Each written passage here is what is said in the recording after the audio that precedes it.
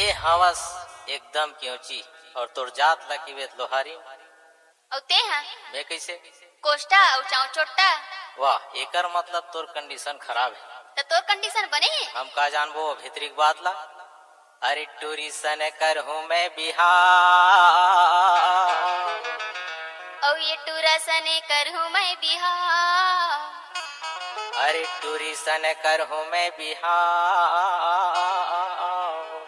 औ ये टूरा सने कर हूँ मैं बिहार। ये टूरा मोरे मनिया गे टूरा सने कर हूँ मैं बिहार। ये टूरा मोरे मनिया गे टूरी मोरे मनिया गे रे टूरी मोरे मनिया गे ये टूरा मोरे मनिया गे रे ये टूरा मोरे मनिया गे रे टूरी मोरे मनिया गे रे टूरी मोरे मनिया गे ये टूरा मोरे मनिया गे रे ये टूरा मोरे डीजे पंकज।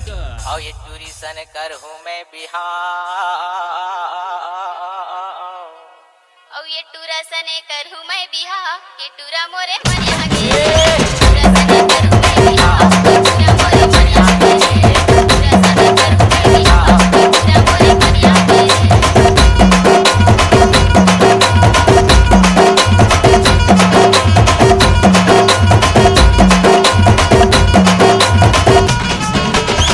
मांगे मगनी गजनी कर हूँ कागो बिहारना अरे अरे एक महीना दे वाला जनमा एक बोला लेना अरे अरे मांगे मगनी गजनी कर हूँ कागो बिहारना अरे अरे एक महीना दे वाला जनमा एक बोला लेना डीजे पंकज।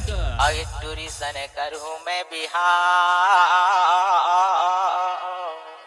औ ये चेनवा सने कर हूँ मैं बिहार। ये चेनवा मोरे मनिया गे